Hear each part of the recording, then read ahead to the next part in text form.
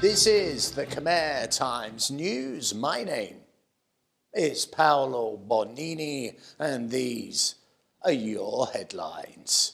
A law is proposed that will stop hit and run drivers. Also, drunk drivers be warned, the PM has his sights on you. And a grandmother smashes in her grandson's head with a rock because he is too much of a burden. But firstly, our headline story. Now, this is not international news, nor is it a tale of macroeconomics. It is, though, a story that affects each and every person in the kingdom. And that is the curse of hit-and-run drivers, destroying lives and destroying families. Now, when I read the headline to this story, I gotta tell you, I said to my colleague, bingo, they've got it. And what I meant by that is the government has come up with a very effective plan to capture those that hit and run.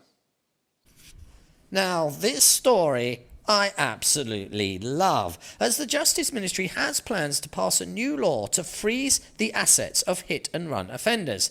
It is as simple as it is effective. Now, just you think about it. What is one of the most powerful elements you have in a hit-and-run incident? Well, often you have the identity of the vehicle. Either it has crashed at the site, or it has been spotted by a witness, or, as is so surprisingly common, it has been caught on a CCTV camera. So the one undeniable fact you can glean is the car's number plate, and when you know that, you also know who owns the vehicle. And with some stern questioning from your local friendly policeman, it is not long before all those associated with that vehicle will tell as to who was driving it at the night of the accident. And that is quite simply case closed. It's simply brilliant. I absolutely adore the whole idea. A driver hits a person and potentially kills them, the car is identified and found, and police go to the registered home and the name is given up of who was driving it that night and who is on the run. Now, let us say, for the sake of argument, a married man who was drunk has hit and run before he could get away. But under this new law, he has his home, his bank accounts, his credit cards, and all of his assets frozen. And that affects not just him, but his entire family. He literally is left with no choice. He has to surrender. Also, with his assets frozen, maybe this will help victims gain compensation for hospital bills and funeral costs. Hit-and-run drivers in Cambodia are a huge problem. The executive director of the Institute of Advocacy said 5 to 10 people are killed by traffic accidents every single day, and another 15 suffer severe injuries. Now, those are numbers nobody can be proud of, and those deaths only ever increase as the years roll by. And yes, this law proposed is one almighty step in the right direction. But some say it should have an additional caveat, which is, if you are involved in any accident and you injure someone, no matter how small, and you run, you will automatically receive a jail sentence. No ifs, no buts, no excuses. If you run from the crime, you will do time. Now let us continue along the same path as our lead story, as traffic laws are dominating the news of late. Also, I know there is going to be some idiot watching this thinking, well, it's not that serious. I have a few beers and I get home okay. Well, how about this case? Just to clarify how bloody awful some of these drivers are. A man this week has been arrested after he killed 4 people when driving drunk. Now think about that. Killing human beings is not easy. The vast majority of people shot and blown up in war do survive. The human body is amazingly resilient.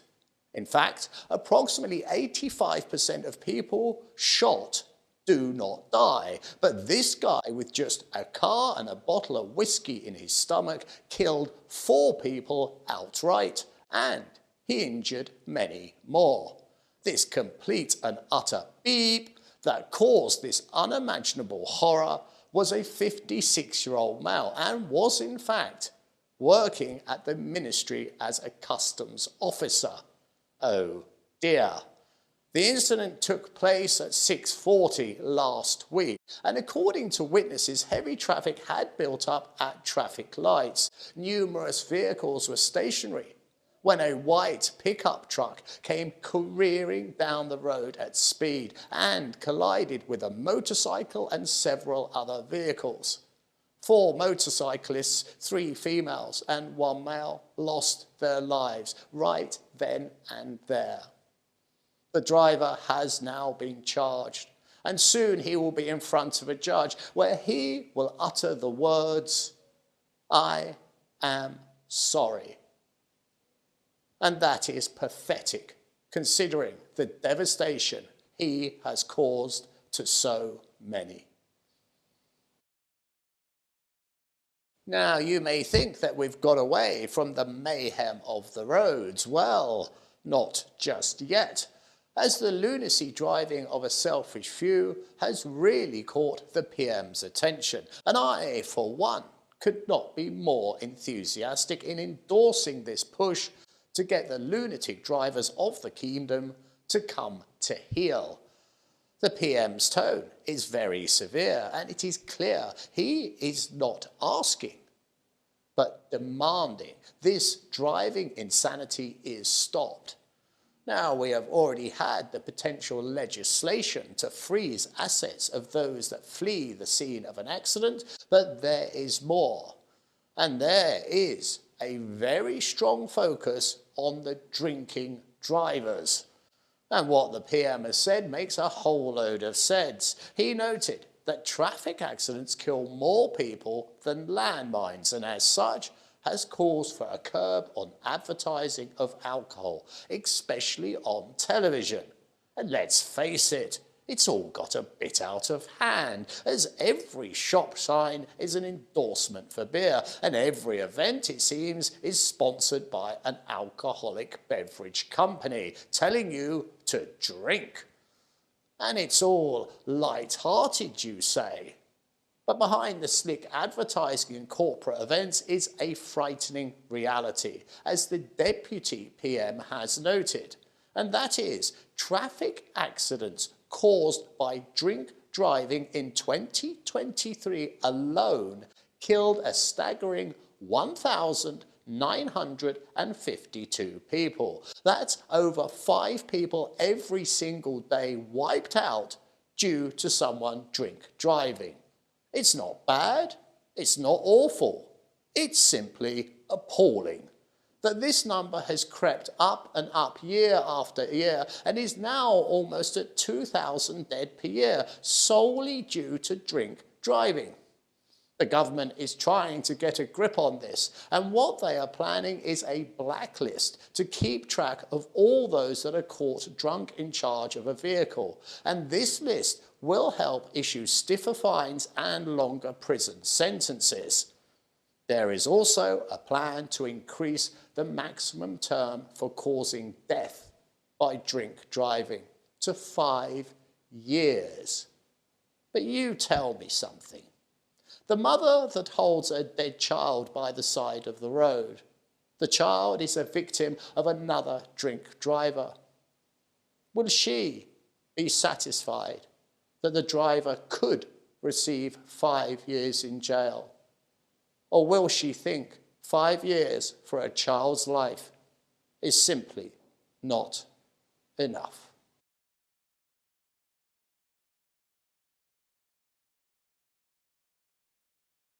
On this week's Crime Desk, A grandmother bludgeons her grandson to death with a rock.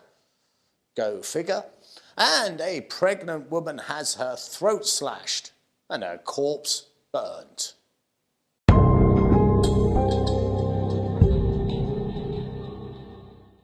A grandmother has been arrested for a crime so horrific, I honestly do not believe it would live even in the world of fantasy. Their 64-year-old grandmother had a grandson, and she looked upon him as nothing more than a hindrance and a burden. That was until she decided that burden was something she was no longer willing to tolerate. So she took that young child, who was just 8 years old, and she bashed its head in with a large rock. The incident happened in Kampong Speu province, and the grandmother has now confessed to authorities that she had killed the boy with the rock because she was no longer able to raise him. She then took the body and she buried that lifeless body in a shallow grave near a mountain, where it was discovered 8 days later. In her defence, she said that she was too poor and simply could not afford him.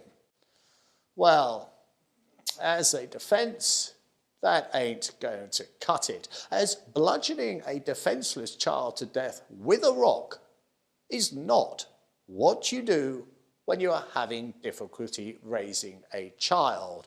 And although she is in her 60s, this lady most certainly will be spending her final years in jail for her act of barbarism. In this final piece, there is some building work going on nearby. There's not a lot I can do about it, so let's carry on. Luckily enough, it's drilling and banging, so quality building work. Here we go. In another equally horrific murder this week, police are hunting for the killer of a pregnant woman. This tragic tale began when the police officers were called to a remote area in Kandal province. Some locals had come across something quite simply horrific, and when the police investigated further, they discovered the burnt body of a woman who was 5 months pregnant. On closer inspection, the police saw that the woman's throat had been slashed. The victim was a 28-year-old former garment worker, and in cases such as this, the husband is always the first suspect. So let's see how his story stacks up. For what the victim's husband has claimed is that his wife had received a call from a debtor who wanted to meet her and to collect the money that was owed. He said that he had driven her to the arranged location on his motorcycle, and when they arrived, the wife told the husband to leave her there and to wait for her in a local coffee shop. It was there, he says, he waited and waited, and then he called his wife and she told him not to wait but to go home, so he did. But his wife never ever returned. Instead, she was beaten, her throat slashed, in a rather futile attempt by the murderer, tried also to burn the body. So far, the police have no suspects, but I, myself, will place $1 to a donut. The witness that will convict this murderer in this case will not be a person, for the accusing witness in this case will in fact be the victim's phone. The banging stopped right at the end. Such is life. It's time to have a look ahead and see what the weather has in store for us next week. Right, let's look at the time. Oh, look, we have plenty of time for the weather this week. And remember I said about the jolly old banging? Well, if you listened to the weather last week, you'll know what it was all about. All that banging and crashing about, that's in fact because there's people building me my own personal sauna. It's not a luxury or something from the jolly old newspaper. It's something I'm paying for myself, obviously. So that's what the crashing and banging is all about, just off of camera. Now then, let's have a look at the weather, and I have it in front of me for once. There goes my throat. It's very drying, doing this. And what we see is there's sunshine across the board and no hint of cloud. Rarely has the weather been better. So get out there, grab a slice of life and enjoy it. This has been the Khmer Times News. Please do subscribe and comment and stay up to date with all the breaking news by following us on both Facebook and Telegram. This has been Paolo Bonini, and that was the week that was. I'll see you next weekend for your weekly Roundup.